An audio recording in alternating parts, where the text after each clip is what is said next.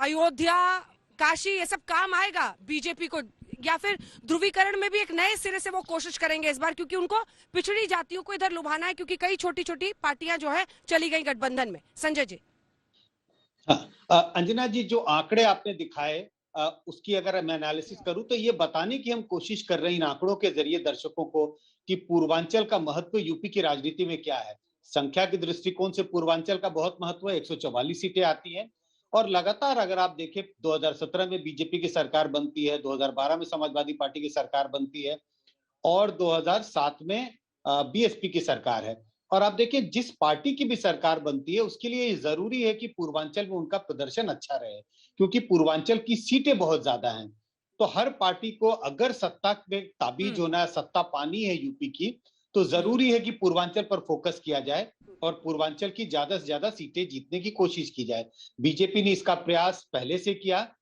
दूसरी बात, जो दूसरे आंकड़े जो थे कि क्या पूर्वांचल कुछ अलग तरह का इलाका है। पूर्वांचल में अगर आप सामाजिक दृष्टिकोण से देखें तो बहुत अलग नहीं है। अगर पश्चिमी उत्तर प्रदेश को छोड़ दें जहां पर जाट मतदाताओं की संख्या बहुत ज्यादा है, लेकिन अगर दूसरे इलाकों से तुलना करें तो वो आंकड़ों से ये पता चलता है कि पूर्वांचल इलाकों में थोड़ा ओबीसी जो है, गैर यादव ओबीसी की तादाद ज्यादा है और ब्राह्मण समुदाय के वोटरों की तादाद ज्यादा है पूर्वांचल में दूसरे इलाकों के हिसाब से। तो दोनों पार्टियों का, दोनों गठबंधनों का यह प्रयास है, बीजेपी गठबंधन और समाजवादी पार्टी गठबंधन का यह प्रयास होगा कि इस इलाके में अच्छा से अच्छा प्रदर्शन किया जाए। अब उसकी स्ट्रैटेजी क्या होगी, दोनों पार्टियों की स्ट्रैटेजी अलग अलग है।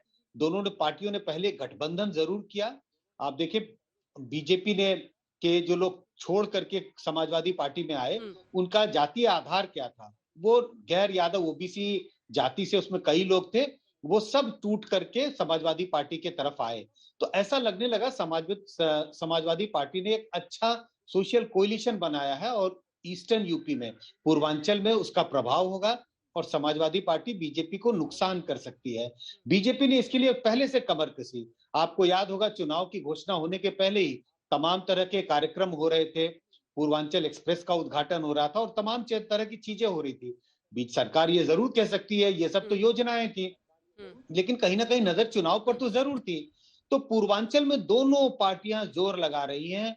दोनों पार्टियों की कोशिश है पहले अपना सामाजिक समीकरण के आधार पर वोटरों को अपनी ओर लाएं और प्लस उसकी जरूरत है। तो प्लस के लिए मुझे लगता है बीजेपी राम मंदिर, हिंदुत्व का मुद्दा कहीं ना कहीं उठा के जरूर लाएगी और समाजवादी पार्टी इस बात को लेकर जनता के बीच में जाएगी कि लोअर ओबीसी का एक तरह से अंदेशा हुआ, उनके हितों की अंदेशा हुई, उनकी अपेक्षा की गई है बीजेपी की सरकार में। ये सारी स्ट्रैटेजियां हैं जो हमें आगे वाले चुनाव के दौर में देखने को मिलेगी।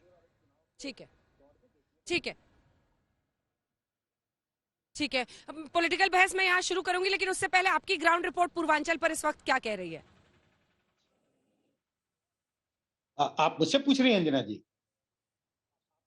बिल्कुल बिल्कुल संजय जी। नहीं, इस वक्त तो हमारी ग्राउंड रिपोर्ट कुछ हो नहीं सकती क्योंकि पूर्वांचल में अभी चुनाव नहीं हुए हैं।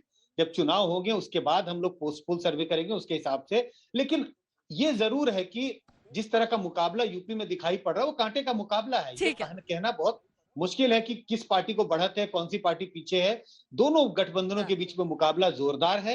एक एक वोट का महत्व है। दोनों पार्टियां कोशिश कर रही है कि ज्यादा से ज्यादा वोटरों को अपनी ओर लुभा पाए और लोअर ओबीसी, जो हम कहते हैं गैर यादव ओबीसी वोटरों पर नजर दोनों पार्टियों की है।